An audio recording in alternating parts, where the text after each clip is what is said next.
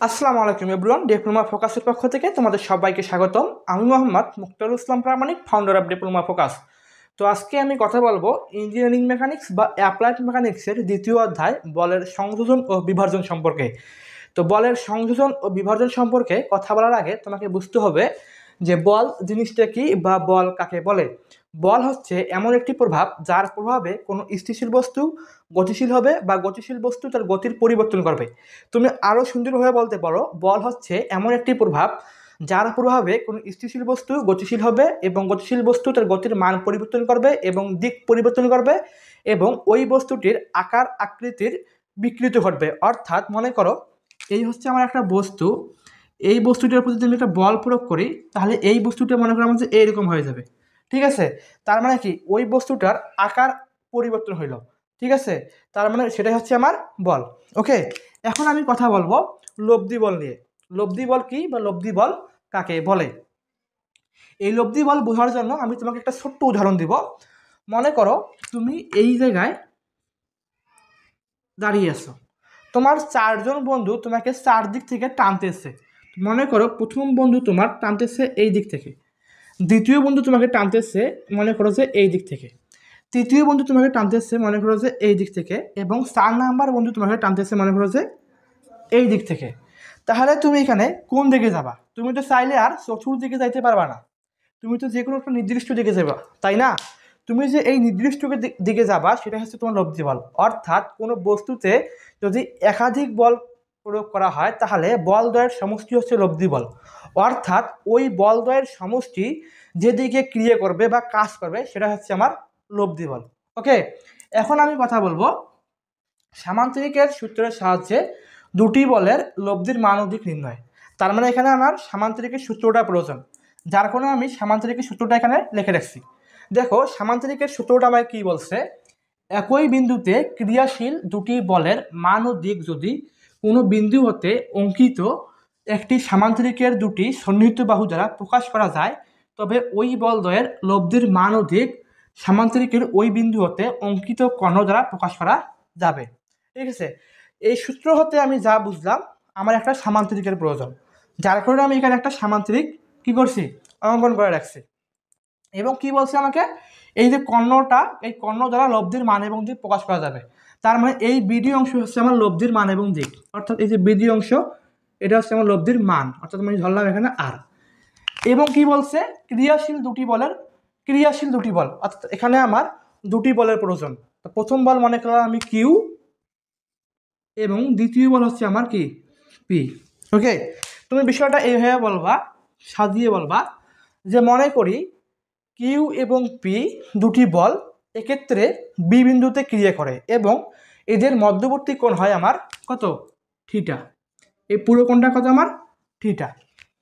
আচ্ছা, যদি A F B C D একটি সামান্তরিক হয় তাহলে ওই সামান্তরিকের কর্ণ অর্থাৎ বিডি ওই বল দুটির লব্ধি এবং দিক নির্দেশ করে। এই জিনিসটা তুমি কি করবা, একটু সাজিয়ে লিখবা।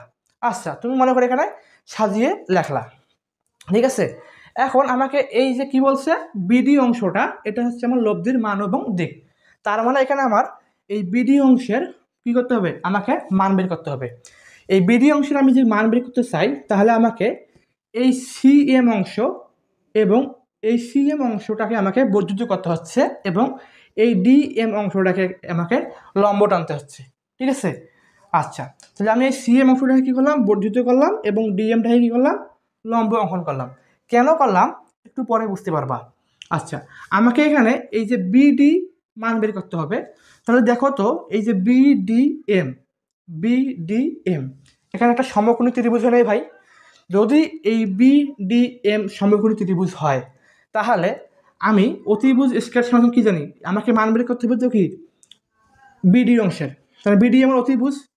আর যদি এই কোণটা যদি আমার আলফা কোণ হয় তার মানে আমার এই এটা হচ্ছে আমার লম্ব ডিএম, এবং এই যে বি এবং এম হচ্ছে আমার ভূমি। ঠিক আছে, তো আমি যদি পিথাগোরাসের উপপাদ্য অনুসারে অতিভুজ স্কয়ার সমান সমান লম্ব স্কয়ার প্লাস ভূমি স্কয়ার করি তাহলে কিন্তু আমি এই বিডি অংশের মান পেয়ে যাচ্ছি। ওকে, কিন্তু কথা হচ্ছে আমার এই ডিএম অংশের মান জানা আছে নেই, কথা হচ্ছে আমার এই বিএম অংশের মান জানা আছে। আমার এই বিসি অংশের মান জানা আছে, এইটুকুর মান জানা আছে, বাট আমার এই সিএম অংশের মান জানা আছে, সিএম অংশের মান আমার জানা নাই। তাহলে আমাকে কী করতে হবে? আমার ফার্স্ট কাজ হচ্ছে এই ডিএম অংশের মান বের করা এবং এই সিএম অংশের মানটা বের করা। যদি আমি এই ডিএম অংশের মান বের করতে পারি এবং সিএম অংশের মান বের করতে পারি, তাহলে আমরা এই বিডিএম হতে অতিভুজ স্কয়ার সমান সমান লম্ব স্কয়ার প্লাস ভূমি স্কয়ার করবো, তাহলে আমি এই অতিভুজের মান অর্থাৎ এই যে বিডি অংশের মান পেয়ে যাব। তাহলে এখানে আমার ফার্স্ট টাইম কাজটা কি? ফার্স্ট টাইম আমার কাজটা হচ্ছে এই ডিএম অংশের মান বের করা এবং সিএম অংশের মান বের করা। তাহলে আমি এখানে এই বিএম অংশ এবং এই সিএম অংশের মানটা কীভাবে বের করব? প্রশ্ন হচ্ছে এখন এই বিএম অংশ এবং এই সিএম অংশের মানটা আমি কিভাবে বের করব? মানটা বের করার জন্য আমাকে ত্রিভুজ বিসিএম কল্পনা করতে হবে। আচ্ছা ঠিক আছে, তাহলে আমি লিখি যে ত্রিভুজ ডিসিএম হতে পাই কি হয়? আর একটা জিনিস দেখো, এই কোণটা যদি থিটা কোণ হয় তার মানে আমার এই কোণটা হবে কি? থিটা কোণ। যদি আমার এই কোণটা থিটা কোণ হয় তার মানে এই ডিএমটা হবে আমার কত? লম্ব, এবং এই সিএম অংশটা হবে আমার ভূমি। কারণ আমি কি এই ডিসিএম এই ত্রিভুজটা নিয়ে আমি কাজ করব। আচ্ছা, এই ডিসিএম এটা সমকোণী ত্রিভুজ না? তো সমকোণী ত্রিভুজ যদি হয় এবং এই কোণটা যদি থিটা হয় তাহলে আমরা কি লিখতে পারি? তাহলে আমরা লিখতে পারি সাইন থিটা সমান লিখতে পারি কত? লম্ব বাই অতিভুজ। ওকে, তো দেখো তোমার লম্ব কোনটা? ত্রিভুজ ডিসিএম এর মধ্যে লম্ব কোনটা? ডিএম। তো আমি এখানে কি দিলাম? ডিএম। এবং ভূমি অতিভুজ কোনটা আমার? আমার অতিভুজ হচ্ছে আমার ডিসি সাইন থিটা। ঠিক আছে, দেখ। আচ্ছা, এবার দেখো তো আমার মানের প্রয়োজন কোনটা? আমার এই ডিএম এর প্রয়োজন না, তার মানে আমি কী করবো? ডিএমটাকে এইদিকে ঠিক রাখবো। ডিএম এই দেখো এখানে এই ডিসিএস এইদিকে কী অবস্থায়? ভাগ অবস্থায়। এইদিকে যায় তাহলে কী হবে? গুণ হবে। তার মানে কী হবে? DC sine theta. ওকে, এখন আর একটা জিনিস তোমাদেরকে বলি, যেহেতু এটা একটা আমার সামান্তরিক, যেহেতু এ বি সি ডি একটা আমার সামান্তরিক, তা আমরা কি জানি সামান্তরিকের পরস্পর সমান্তরাল বাহুগুলো কি হয়? সমান্তরাল বাহুগুলো পরস্পর কি হয়? সমান হয়। তার মানে এ বি হচ্ছে আমার কিউ, তার মানে কি হবে? এই ডিসি আমার হবে কিউ। ওকে, এই বিসি হচ্ছে আমার পি, তার মানে আমার এখানে এই এডি হবে আমার কত? পি। ওকে, আচ্ছা, এখন আমরা কি করব? এই ডিএম অংশের মান বের করবো। তো ডিএম অংশের আমি অলরেডি মান বের করছি, এখন জাস্ট অল্প একটু কাজ আছে। আচ্ছা, ডিসির মান আমরা কত জানি? এই ডিসির মান আমরা কি জানি না? আমরা এখানে কিউ সাইন থিটা এটা করবো। তার মানে আমি একটু সাইডে লিখে দিচ্ছি, এই ডিএম অংশের মান কত বের করলাম? Q sine theta. সাইডে লিখে দিই,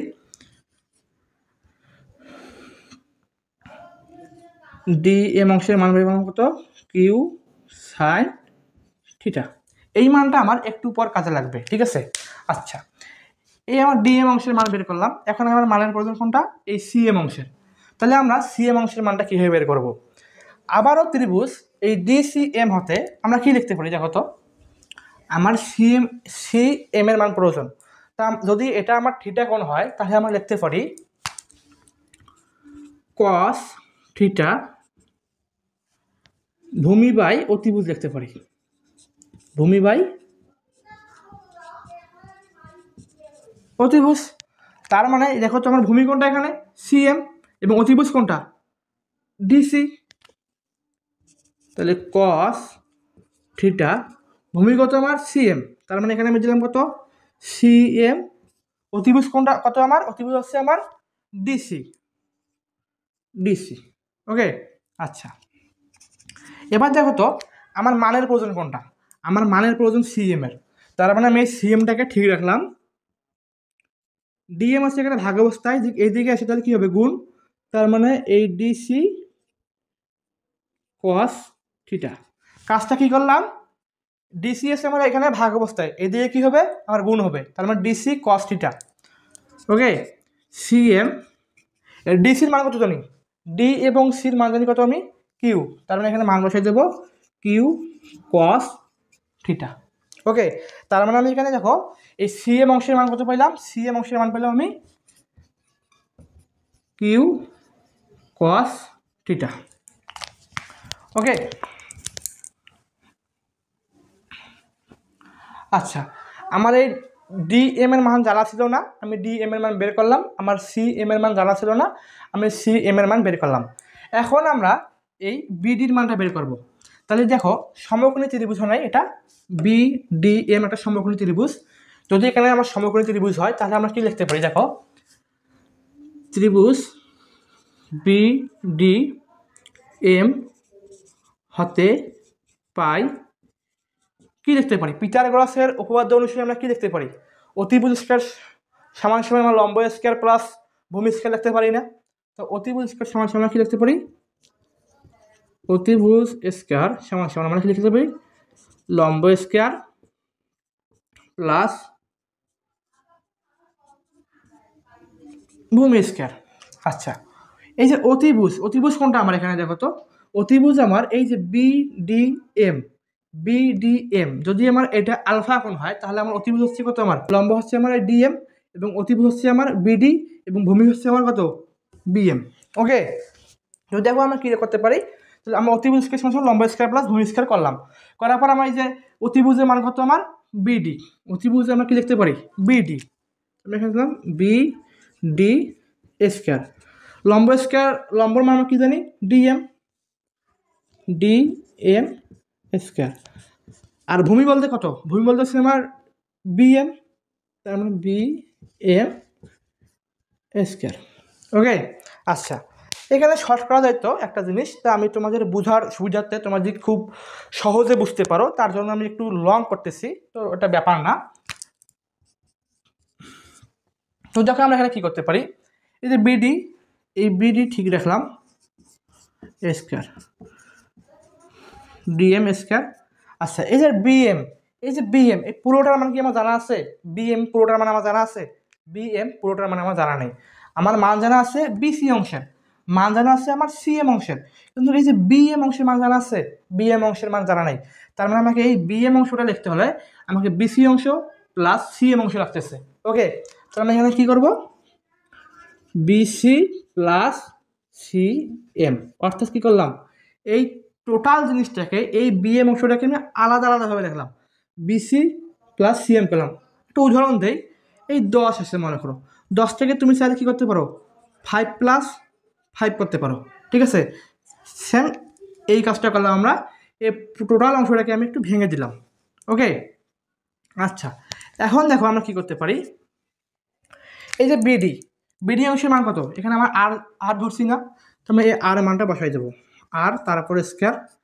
এই যে বিএম এর মান কত, বিএম না সরি ডিএম এর মান কত, ডিএম এর মান আমরা বাই করছি Q sine theta, Q sine theta তারপর স্কয়ার প্লাস বিসি অংশের মান কত, বিসি অংশের মান কত দেখো পি, তার মানে এখানে আমরা দেবো পি প্লাস এই সিএম, সিএম অংশের মান কত আমার কিউ কস থিটা, আমরা দেবো Q cos theta whole square, ঠিক আছে।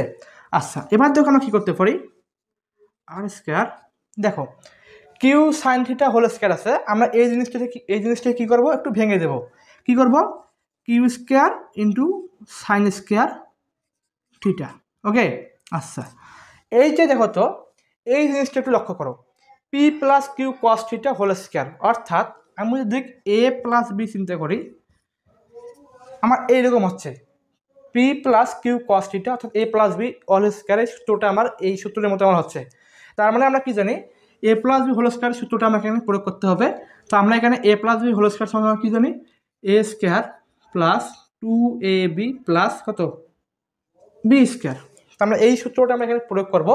তো আমি যদি এখানে এই সূত্রটা প্রয়োগ করি তাহলে কী হবে দেখো p square plus 2pq cos theta, ওকে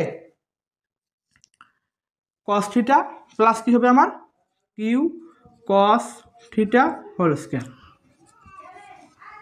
ওকে, আচ্ছা এবার দেখো আমরা কী করতে পারি, আর স্কয়ার ঠিক রাখলাম, q square sine square theta, okay plus P square plus 2p Q cos theta plus দেখো q cos theta whole square আছে, আমিও কি করব এই জিনিসটা আমি ভেঙে দেবো, অর্থাৎ q square into cos square theta. Okay, আচ্ছা আমি একটু উপরে গেলে মিশাই দিচ্ছি। দেখো আমরা এখানে কী করতে পারি, এই যে আর স্কোয়ার আছে, ভালো কথা থাকলো, এবং এখানে কিউ স্কোয়ার আছে, এবং এখানে দেখো সাইন থিটা আছে, এবং এখানেও দেখো কিউ স্কোয়ার আছে, এবং এখানে দেখো কস থিটা আছে। তার মানে এখানেও আমার কিউ স্কোয়ার আছে, এখানেও আমার কিউ স্কোয়ার আছে। তো আমি বিষয়টাকে একটু সাজাই লিখি তোমাদের সুবিধার জন্য, তাহলে তোমাদের আরও সহজ হবে। অর্থাৎ এই যে আর স্কোয়ার, আমরা কী করব, Q square sine theta sine square theta plus আমরা এখানে লিখব Q square cos square theta. এই জিনিসটাকে আমি একটু আগায় লিখলাম, ঠিক আছে। প্লাস আমরা এখানে লিখতে পারি কত, এই যে পি স্কোয়ার, এবং প্লাস লিখতে পারি কত 2p কিউ কস থিটা। তোমাদের সুবিধার জন্য আমি একটু লং করলাম। ওকে, আচ্ছা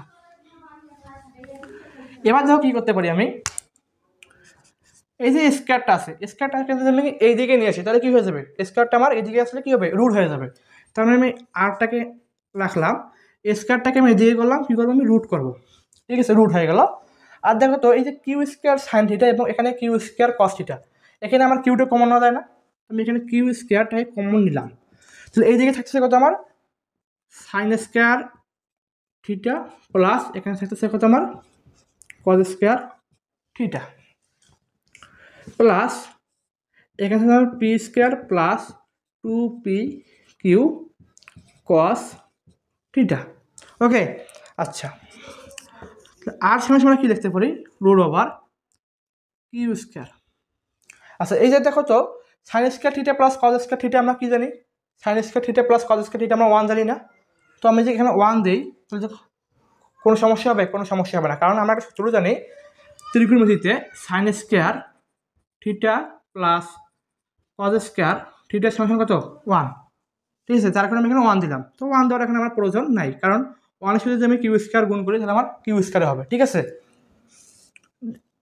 দেখো এবার আমরা কী লিখতে পারি, P square plus 2p Q cos theta, এটা হচ্ছে আমার লব্ধির মান। অর্থাৎ জিনিসটাকে আমি একটু সাদাই লিখি, আর সমান সমান লিখতে পারি Q square plus 2p Q cos theta plus P square, এটা হচ্ছে আমার লব্ধির মান, এটা হচ্ছে আমার লব্ধির মান।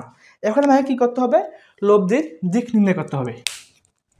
এখন আমরা কী করব, লব্ধির দিক। আচ্ছা দেখো লব্ধির দিকটা কীভাবে নির্ণয় করি, লব্ধির দিক, আচ্ছা আবারও ত্রিভুজ এই বি ডি এম হতে পাই, লেখো যে বি ডি এম হতে পাই, কি পাই, যদি আমার এই কোণটা অর্থাৎ আমার এই যে শুধু এই কোণটা যদি আমার আলফা হয় তাহলে আমরা কি লিখতে পারি, আমরা লিখতে পারি ট্যান আলফা, আমরা কি লিখতে পারি লম্ব বাই ভূমি। তো লম্ব এখানে আমার কত ডিএম এবং ভূমি কত আমার বিএম, ঠিক আছে, তাহলে আমরা কি করতে পারি ডিএম বাই বিএম। ওকে, আচ্ছা এবার দেখো আমি কি করতে পারি, ট্যান আলফা ঠিকই রাখলাম, এই যে বিএম অংশের মান কত জানি, বিএম অংশের মান জানি কত বের করছি কিউ সাইন থিটা, তাহলে আমি কিউ সাইন থিটা দিলাম। আচ্ছা এই যে বিএম অংশের মান পুরোটা আমার মান জানা আছে, জানা নাই, তার মানে আমার জানা আছে এই বিসি অংশের মান এবং জানা আছে আমার সিএম অংশের মান। তো আমরা কী করবো, এখানে দেখো বিসি প্লাস সিএম করলাম। ওকে, তো দেখো এখানে যদি আমি আলফার মানটা বের করি, শুধু আলফা রাখি, ট্যান এদিকে হয়ে যাবে ইনভার্স। ওকে, তো আমরা এখানে কি করতে পারি কিউ সাইন থিটা, আমরা এখানে দেখো বিসির মান কত জানি, বিসির মান জানি কত পি প্লাস এই সিএম এর মান কত বার করছি cm q cos theta, q cos theta. Okay, এটা হচ্ছে আমার লব্ধির দিক, অর্থাৎ আলফা সমান সমান tan inverse 1 Q sine theta divided P plus Q cos theta. এটা হচ্ছে আমার কি লব্ধির দিক। তো আজকের ক্লাস এই পর্যন্ত আমি সমাপ্ত করতেছি। আমি আশা করতেছি তোমরা এখানে সবগুলোই বুঝছো। যদি কেউ না বুঝে থাকো তাহলে কমেন্ট করবা, আমি আমার নিজের সর্বোচ্চ দিয়ে চেষ্টা করব তোমাদের এই প্রশ্নগুলোর উত্তর দেওয়ার জন্য। তো আমি আজকের ক্লাস এখানে শেষ করতেছি। আল্লাহ হাফেজ।